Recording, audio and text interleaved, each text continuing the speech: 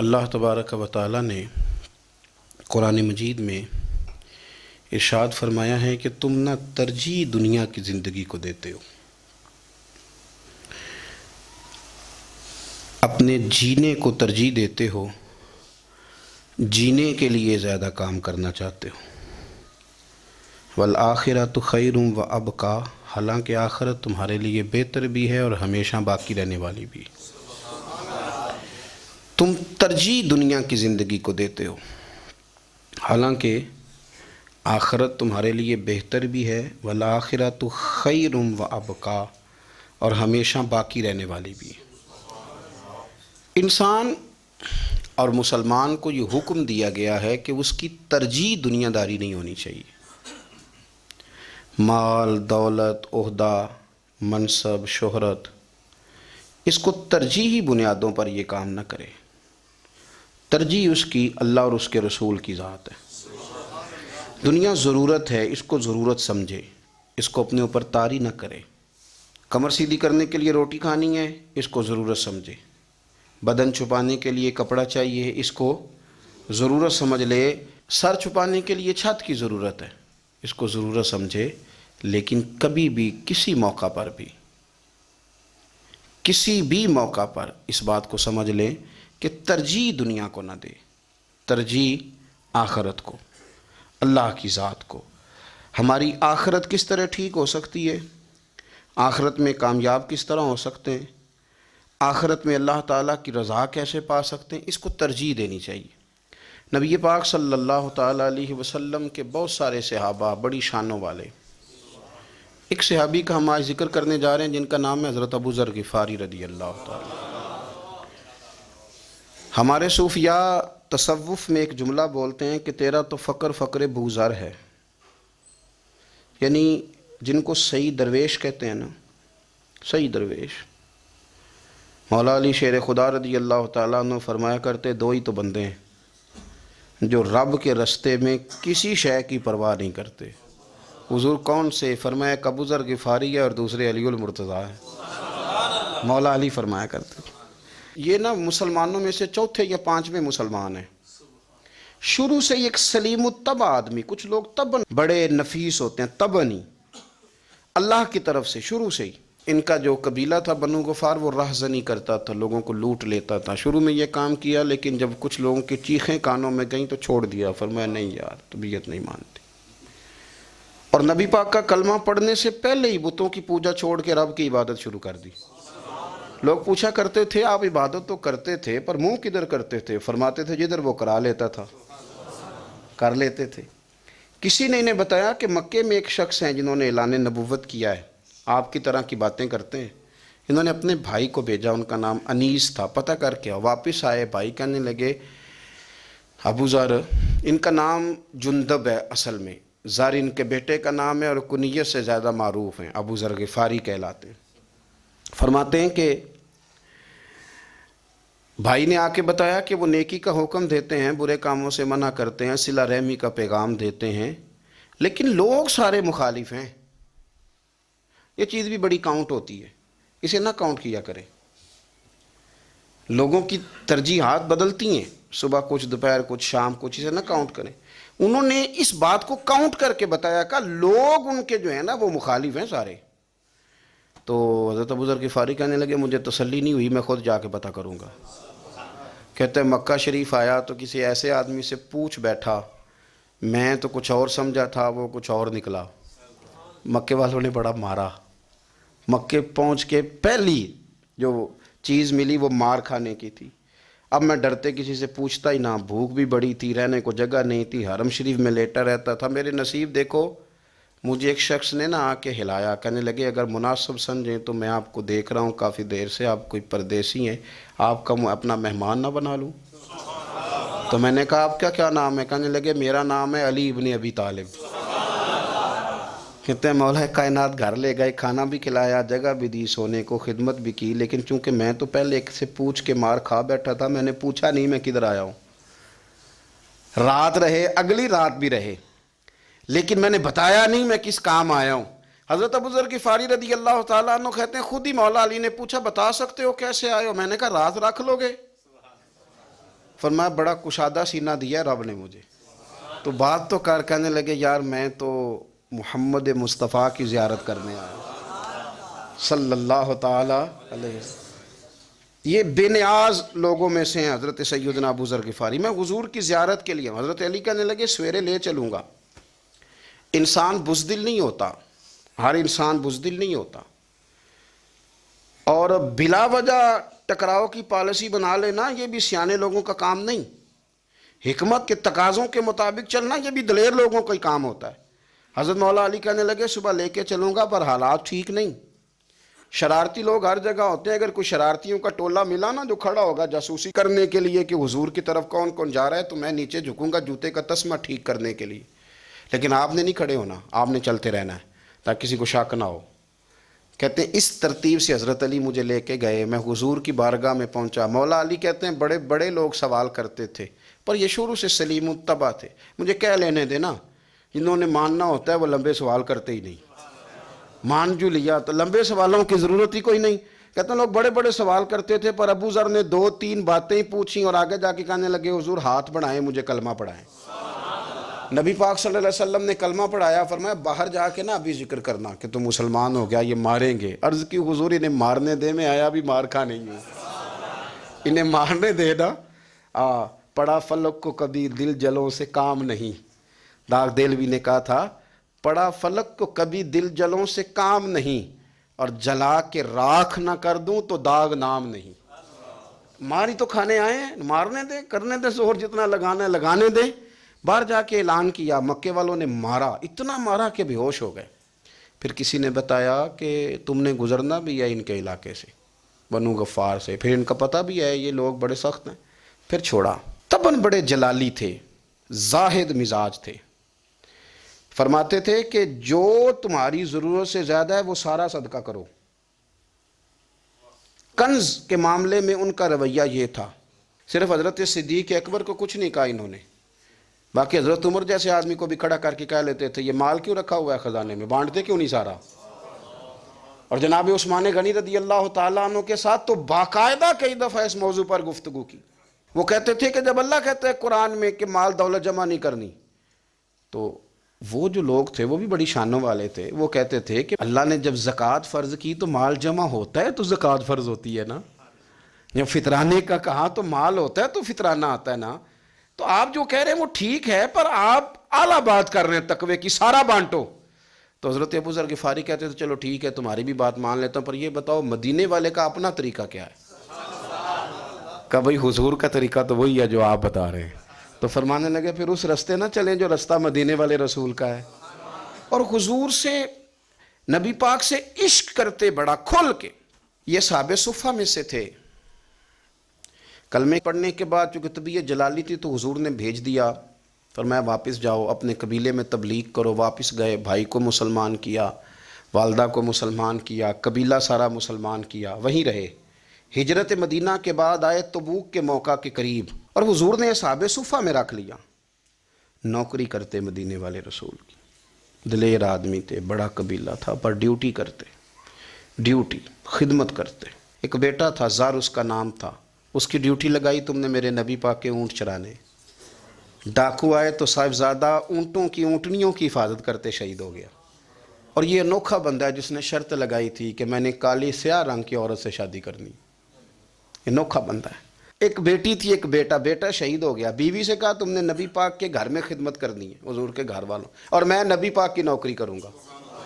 حضور کی خدمت کرتے، ہر وقت خدمت میں رہتے. اور حضور جب آتے نا، صحابہ صفہ میں یہ شامل تھے جو لوگ دین سیکھتے. حضور جب آتے تو سب سے پہلے آ کے حضرت ابو ذر غفاری کا پوچھتے، بلائیں. اور جب بات کرتے حضور تو بار بار ان کو مخاطب کر کے بات کرتے. حضرت ابو ذر غفاری رضی اللہ تعالیٰ عنہ کا نبی پاک سے اتنا پیار کہ ہماری بھی مشکل حل کر دی. ابو داؤد شریف میں موجود ہے. ایک دن کہنے لگے یا رسول اللہ صلی اللہ علیہ وسلم، اگر کوئی بندہ کسی سے پیار بڑا ہی کرے پر اس جیسے عمل نہ کر سکے، کوشش کرے کرنا. لوگ ہمیں کہتے ہیں نا جی پیار بڑا، عمل بھی تو کرو نا. بھی کرنا چاہیے پر انسان ہے نا، غلطی بھی تو ہو ہی جاتی ہے. اب ہم عمل نہیں کر سکتے تو تم ہمیں پیار بھی نہیں کرنے دو گے؟ مہربانی کرو پیار تو کرنے دو نا. حضرت ابو ذر غفاری نے کہا، ابو داؤد شریف میں موجود ہے، یا رسول اللہ صلی اللہ تعالی علیہ وآلہ وسلم حضور پیار بڑا کرے پر ان جیسے عمل نہ کرے تو حکم کیا ہے؟ تو حضور نے فرمایا پیار سچا کرے، اللہ قیامت کے دن جس سے محبت کرے گا نا اس کے ساتھ ہی دونوں کو اکٹھا فرما دے گا۔ تو حضرت ابو ذر نے فوراً کہا حضور پھر مجھے آپ سے بھی بڑا پیار ہے، رب سے بھی بڑا پیار ہے۔ فرمایا فکر نہ کرنا، جنت میں اکٹھے ہی جائیں گے۔ اتنی محبت رسول پاک کی ذات کے ساتھ حضور کی نوکری کرنا۔ ایک دن خدمت کرتے کرتے سو گئے، حضور مسجد میں آئے پتہ کرنے کہ ابو ذر آرام کر رہا ہے۔ یہ بھی مزہ ہوتا ہے، خیال رکھنا اپنے درویشوں کا، کیا کھایا کیا پیا کہاں سوئے۔ حضور رات کو آئے، یہ سوئے ہوئے تھے، فرماتے ہیں حضور نے میرا انگوٹھا ہلایا، میں اٹھ کے بیٹھ گیا، حضور بھی میرے پاس بیٹھ گئے۔ اور میں ابو ذر بڑا پیار کرتے ہو؟ سونے آپ کو پتہ ہی ہے۔ کہا یار تو بڑی نوکری کرتا ہے، ایک دن وہ بھی آئے گا جس دن تجھے میری مسجد اور میرے شہر سے جانا پڑے گا، پھر کیا کرو گے؟ تو عرض کی حضور کسی کی طاقت ہے مجھے آپ کے شہر سے نکالے؟ میں تلوار نکال لوں گا۔ تو نبی پاک نے فرمایا تلوار نہ نکالنا، جہاں تمہیں بھیجا جائے چپ کر کے چلے جانا۔ حضور کب تک؟ فرمایا جب تک اللہ تیری اور میری ملاقات نہیں کرا دیتا، یعنی وصال تک۔ یہ واحد شخص ہیں کہ حضور کے وصال ظاہری کا وقت آ گیا تو فرمایا کوئی میرے ابو ذر کو بلاؤ۔ جب یہ آئے تو حضور لیٹے ہوئے تھے، یہ جھکے نبی پاک کی طرف، حضور میں حاضر ہوں، تو حضور نے پکڑ کے سینے کے ساتھ لگا لیا۔ میرے رسول پاک صلی اللہ علیہ وسلم کی خدمت میں ایک دفعہ عرض کرنے لگے حضور مجھے صوبے کا گورنر بنا دیں۔ تو نبی پاک نے فرمایا ابو ذر میں عہدے پسند نہیں کرتا، تو تمہیں بھی میں کہتا ہوں عہدہ نہ لینا، تمہیں بھی کہتا ہوں عہدہ نہ لینا۔ فرمایا ابو ذر میں جو چیز اپنے لیے پسند کروں گا تمہیں بھی اسی کا مشورہ دوں گا، تم بندے اچھے ہو پر یہ کام تمہارے بس کا نہیں ہے۔ بڑے زاہد آدمی میرے رسول کریم صلی اللہ تعالی علیہ وآلہ وسلم نے ان کے بارے میں فرمایا جس طرح نبیوں میں حضرت عیسیٰ علیہ السلام ہوئے، حضرت عیسیٰ دیکھیں نا، انبیاء میں اللہ تعالیٰ نے ہر قسم کی عظمت نبیوں کو دیں۔ جناب سلیمان علیہ السلام کا تو تخت بھی ہوا میں اڑتا تھا، جن تک تابع دار تھے، اور نبیوں میں حضرت عیسیٰ بھی ہیں جن کے پاس گھر بھی کوئی نہیں، شادی بھی کوئی نہیں کی، اینٹ سرانے رکھ کے تکیہ بناتے، ایک ان کے پاس کنگھی تھی اور ایک پیالہ تھا۔ دیکھیں جو بندہ نیک ہو نا وہ بھی نیک ہیں، اللہ کے نبی ہیں۔ آپ اپنا تقوی مسلط نہیں کریں گے، جو وہ کر رہے ہیں وہ بھی مخلص ہو کے کر رہے ہیں۔ حکومتیں جو چلانی ہیں تو وہ کس نے چلانی ہے؟ اگر نیک بندے نہیں آئیں گے تو غلط لوگ آئیں گے، قوموں پہ ظلم کریں، وہ بھی اپنی جگہ ٹھیک ہیں، لیکن یہ جو کر رہے ہیں یہ بات بھی اپنی جگہ بالکل ٹھیک ہے۔ ہم پتہ کیا کرتے ہیں، ہم چیزوں کو مسلط کرتے ہیں، ایک دوسرے پر مسلط نہیں کریں چیزوں کو۔ آپ جو کر سکتے ہیں، جو رستہ آپ کو صحیح لگتا ہے اختیار کر لیں، یہی تو ہمارے دین کا حسن ہے کہ سارے رستے واضح کر کے ہمیں دکھاتا ہے۔ حضرت عیسیٰ علیہ السلام نے ایک دن دیکھا کہ ایک بندہ نا انگلیوں کے ساتھ اپنے بال سیدھے کر رہا ہے، تو آپ نے فرمایا یار کنگھی کے بغیر بھی کام چل سکتا ہے، کنگھی بھی خیرات کر دی۔ دیکھا ایک بندہ ہاتھ کا تکیہ بنا کے لیٹا ہے، تو فرمایا اینٹ بھی دے دو کسی کے کام آ جائے گی۔ ایک دن دیکھا کہ ایک بندہ نا یوں چلو میں پانی پی رہا ہے، فرمایا پیالہ بھی رہنے دو، اس کے بغیر بھی کام چل ہی جاتا ہے۔ جناب عیسیٰ کا یہ زہد تھا۔ میرے نبی پاک علیہ السلام نے فرمایا جس نے جناب عیسیٰ کا زہد دیکھنا ہو وہ میرے ابو ذر غفاری کو دیکھے، ان کو دیکھے، یہ دنیا میں جناب عیسیٰ کے زہد کے مطابق چلتے پھرتے ہیں۔ ساری زندگی دولت کو مال کو پسند نہیں کیا۔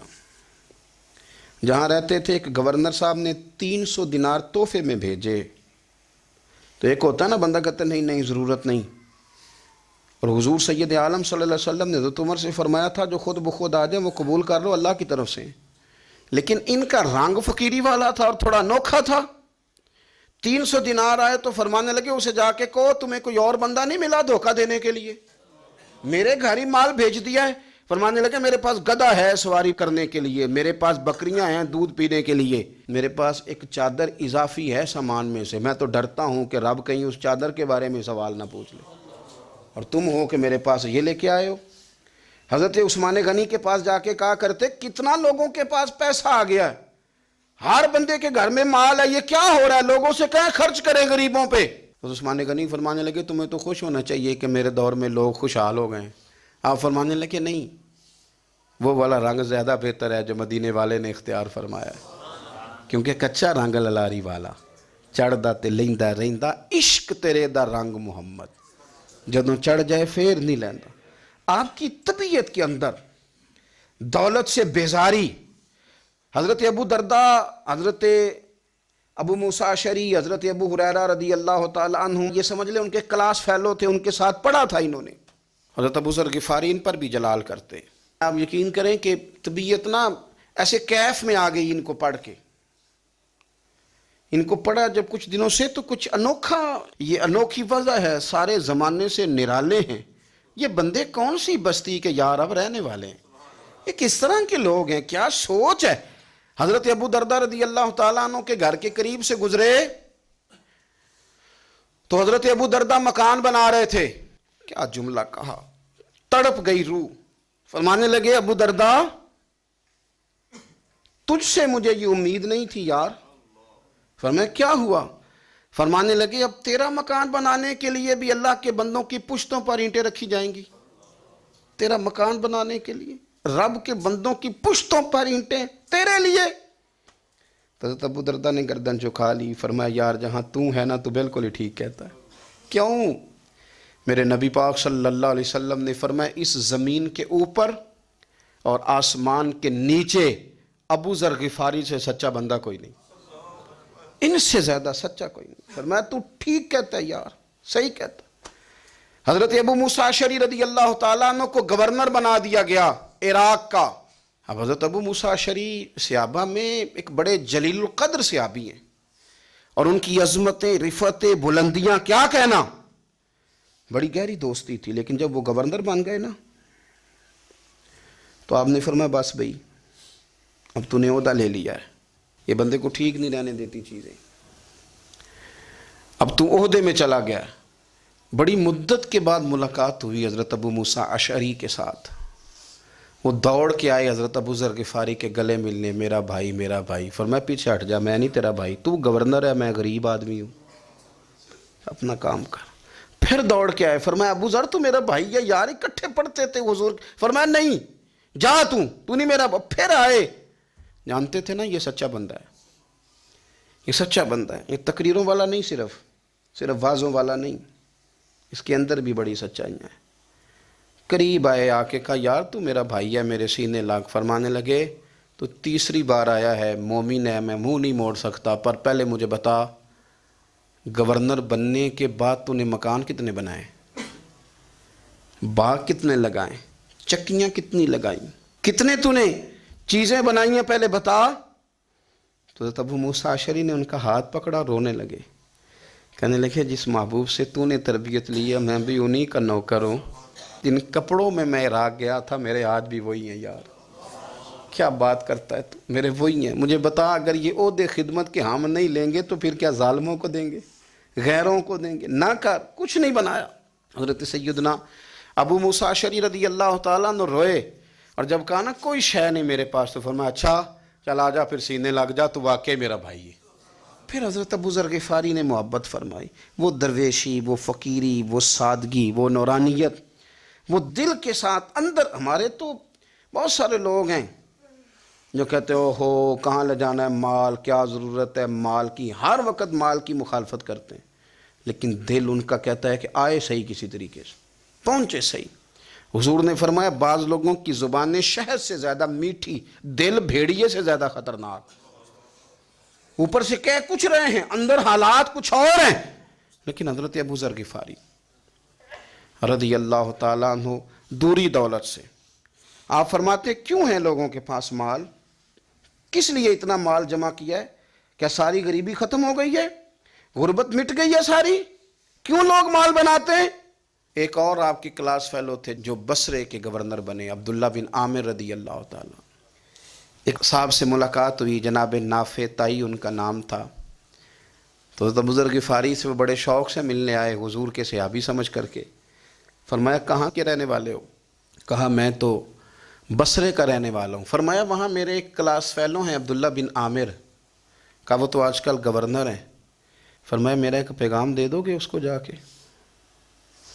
کہا حضور دے دوں گا۔ فرمایا اس سے جا کے کہنا تو گورنر بن کے بھی زندہ ہی ہے، اور میں پانی کا پیالہ پیتا ہوں، کھجور کھاتا ہوں، اور رب کی عبادت کرتا ہوں، میں بھی تو زندہ ہی ہوں نا، تو بھی زندہ ہی ہے، اس سے آگے کچھ نہیں ہے۔ اور میں کھجور کھاتا ہوں، پانی کا پیالہ پیتا ہوں، میں بھی تو زندہ ہوں نا۔ اللہ اکبر۔ نافع تائی کہتے ہیں اس پیغام کی سمجھ نہیں آئی، لیکن میں لے کے گیا۔ عبداللہ بن عامر سے میری ملاقات ہوئی تو میں نے کہا جی ایک پیغام دینا ہے، تو انہوں نے کچھ توجہ نہیں کی۔ جب میں نے بتایا نا کہ حضرت ابو ذر غفاری کا پیغام ہے تو ان دونوں آنکھیں کھول دیں، کہنے لگے جلدی بتاؤ انہوں نے کیا کہا ہے۔ فقر اور درویشی کے رستے پہ چلنے والوں کے امام سیدنا ابو ذر غفاری نے کیا کہا ہے؟ تو کہتے ہیں مجھے پاس بٹھا لیا، شفقت فرمائی، کہنے لگے اب بتاؤ انہوں نے کیا کہا ہے؟ تو عرض کرنے لگے انہوں نے کہا ہے کہ تو گورنر ہے، تو بھی زندہ ہے، اور میں کھجور کھاتا ہوں، پانی پیتا ہوں، رب کو یاد کرتا ہوں، میں بھی تو زندہ ہی ہوں نا۔ کہنے لگے ایک دفعہ پھر کہا انہوں نے کہا تھا کہ میں کھجور کھاتا ہوں، پانی پیتا ہوں، عبادت کرتا ہوں، میں بھی تو زندہ، کہا ایک دفعہ پھر کہتے ہیں تیسری دفعہ کہا تو وہ اتنا روئے کہ انہوں نے چادر میں منہ چھپا لیا۔ کہنے لگے یار وہ ٹھیک ہی کہتا ہے، وہ صحیح کہتا ہے، اتنا مال، اتنے عہدے، اتنی چیزیں، اتنا کچھ جمع کر کے رکھا ہے، ان کا حساب دینا، ان چیزوں کی اللہ کے حضور کیا عذر پیش کریں گے، کس طرح رب کی بارگاہ میں بتائیں گے، کیا وجہ تھی، کن چکروں میں ہم نے زندگی گزار دی۔ سیدنا ابو ذر غفاری رضی اللہ تعالیٰ عنہ نے اپنی حیات مبارکہ ساری کی ساری فرماتے تھے کہ ہم نہیں عمل کریں گے تو کون کرے گا، وہ خاص سادگی، وہ خاص۔ اور پتہ میرے نبی پاک نے کیا فرمایا؟ فرمایا مجھے میرے رب نے حکم دیا ہے کہ میں 4 لوگوں سے پیار کروں۔ اللہ اکبر، کاش کبھی آپ اس حدیث کے جملوں کو سمجھیں۔ او یار اللہ نے حکم دیا ہے، محبوب پیار کرے، حضور کس سے؟ تو پہلے 3 مرتبہ نبی پاک نے ایک ہی شخص کا نام لیا، فرمایا علی سے، علی سے، علی سے، پھر فرمایا ابو ذر غفاری سے، پھر فرمایا جناب مقداد سے، پھر فرمایا سلمان فارسی سے۔ رب نے مجھے کہا ان سے پیار کرو، حضرت ابو ذر غفاری۔ تبوک کے موقع پر نا اونٹ پہ بیٹھے تھے، پیچھے رہ گئے، اونٹ پر بیٹھے تھے تو پیچھے رہ گئے، اونٹ سست تھا، تھک گیا، چل نہیں رہا تھا۔ حضرت ابو ذر غفاری رضی اللہ تعالیٰ عنہ پہلے تو اسے لے گئے ایک گاؤں میں کہ اونٹ بیمار ہو گیا، اس کا علاج کرایا، لیکن جب وہ ٹھیک نہ ہو سکا نا تو اونٹ وہیں چھوڑ دیا۔ حضور صلی اللہ علیہ وسلم کے پیچھے ضرور پہنچنا ہے میدان تبوک میں، تو جو سامان تھا وہ سارا پشت پہ رکھا اور اکیلے ہی چل دیے، تنے تنہا اور پیدل۔ سامنے سے گرد اڑتی ہوئی نظر آئی تو لوگوں نے کہا حضور پتہ نہیں کون آیا ہے۔ فرمایا تمہیں نہیں پتہ، مجھے تو پتہ ہے نا، ابو ذر غفاری آیا ہے، ابو ذر غفاری آئے۔ پھر حضور نے فرمایا یمشی واحدہ و یموت واحدہ و یبعث واحدہ، فرمایا یہ تنہا چلتے ہیں، یہ تنہا ہی دنیا سے جائیں گے، تنہا ہی اٹھائے جائیں گے، تنہا چلتے ہیں، تنہا ہی دنیا سے جائیں گے، انتقال تنہا ہی اٹھائے جائیں گے۔ جو بہت زیادہ سختی کرنے لگے صحابہ پہ، بہت زیادہ، تو حضرت عثمان غنی رضی اللہ تعالیٰ عنہ نے فرمایا کہ آپ اپنے مزاج کے لحاظ سے تو درست ہیں، پر جو چیز آپ طاری کرنا چاہتے ہیں جب شریعت گنجائش دیتی ہے تو آپ کیوں اتنی سختی فرماتے ہیں؟ تو فرمانے لگے ٹھیک ہے پھر مجھے ربضہ جانے کی اجازت دے دو۔ ربضہ ایک بستی تھی، جنگل تھا، وہاں کوئی آتا جاتا نہیں تھا، اسی کسے دے کچھ نہیں جلا دے تو نہ کچھ ہڈا دردی۔ حضور نے کہا تھا نا یمشی واحدہ، تو اکیلا چلے گا، ربضہ چلے گیا۔ حضرت سیدنا عثمان غنی نے کہا یہ کچھ بکریاں لے جاؤ، دودھ پی لیا کرنا۔ فرمایا عثمان مجھے مال کی تو ضرورت پہلے دن سے ہی کوئی نہیں، مجھے تو رب رسول کی ضرورت ہے، ان کی کرم نوازیاں میرے ساتھ رہتی ہیں۔ تشریف لے گئے، وہاں تنہا کھجور کے خشک ٹکڑے کھاتے، عبادت کرتے، اللہ کو یاد کرتے۔ بڑے بڑے لوگوں نے آ کے کہا کہ ابو ذر آپ کی بڑی شان ہے، ہمارے ساتھ چلیں۔ فرمایا چھوڑو، کہاں منشور ہم اور کہاں ہنگامے محبت کے، ایک حجرے میں رہتے ہیں، خدا کو یاد کرتے ہیں، ضرورت کوئی نہیں، جہاں ہوں نا وہاں میں ٹھیک ہوں، حاجت نہیں۔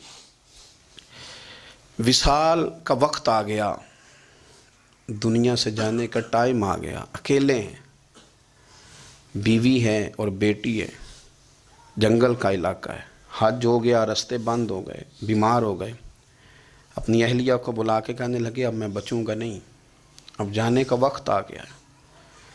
میں نے فقیری جو حضور کی دیکھی تھی اس میں نے وقت گزارا ہے، اور دیکھ میں جا بھی فقیری میرا ہوں، لے سجدہ سا توڑ دی پائی، جان بھی دیتی تیرا تیرے، اب جانے کا وقت ہے۔ تو اس طرح کرنا، اگر تیرے پاس کوئی کپڑا ہوا تو مجھے کفن دے دینا، نہ ہوا تو اللہ کے سپرد کر دینا۔ کہا ہم 2 عورتیں ہیں، جنازہ، غسل، کفن۔ فرمایا رب جماعت بھیجے گا میرے لیے، لوگ آئیں گے، میرے نبی پاک نے مجھ سے وعدہ کیا تھا، آئیں گے نا لوگ۔ تو اہلیہ کہنے لگی ابو ذر آپ کو کیسے پتہ ہے کہ آپ اس صحرا میں انتقال کر جائیں گے؟ اللہ شفا دینے والا ہے۔ فرمانے لگے ہم 3-4 لوگ بیٹھے تھے تو حضور نے فرمایا تھا تم میں سے ایک شخص صحرا میں اکیلا انتقال کر جائے گا۔ تو وہ میرے جتنے باقی ساتھی تھے وہ سارے انتقال کر گئے، اب میں اکیلا ہی بچا، مجھے پتہ ہے وہ میں ہی ہوں۔ تو تم دیکھنا تمہیں کوئی نہ کوئی مل جائے گا غسل کفن کے لیے۔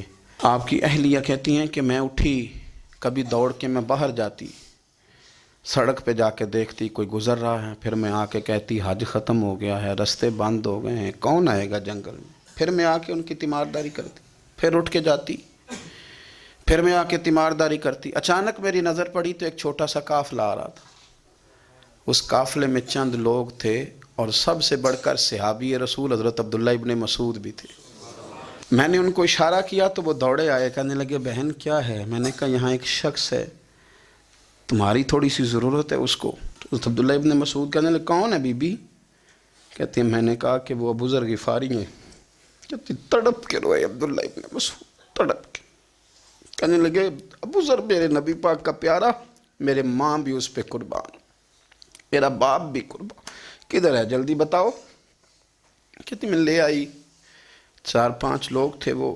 تو سیدنا ابو ذر غفاری کہنے لگے عبداللہ میرا وصال ہو جائے گا لیکن یاد رکھنا میری بیوی کے پاس کفن کے لیے کپڑا موجود نہیں۔ وہ لہو سجنا سا توڑ ہی نہیں پائی، جان بھی دیتی تیرا تیرے، کفن کے لیے کپڑا نہیں ہے، لیکن تم میں سے نا وہ بندہ کوئی کپڑا نہ دے جو کبھی کسی سرکاری عہدے پہ رہا ہو، وہ بندہ میرے کفن کے لیے کپڑا نہ دے کسی سرکاری عہدے پہ رہا ہو۔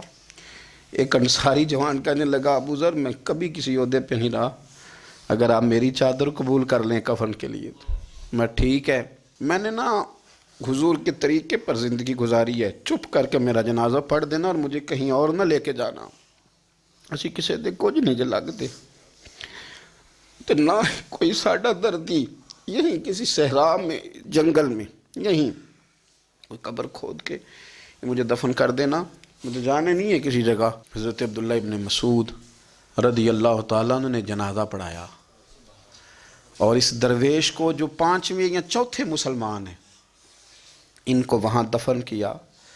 جب خبر پہنچی نا مدینے تو سب سے زیادہ آنسو مولا علی نے بہائے، سب سے زیادہ حضرت علی نے۔ لوگوں نے کہا اتنا کیوں روتے ہو؟ فرمایا 2 ہی تو بندے تھے جو اللہ کے راستے میں کسی کی پرواہ نہیں کرتے تھے، اب ایک ہی رہ گیا ہے۔ کہا حضور کیا مطلب؟ فرمایا 2 ہی تھے، ایک ابو ذر اور ایک علی، اب اکیلا علی تو رہ گیا، وہ چھوڑ کے چلے گئے۔ حضرت سیدنا ابو ذر غفاری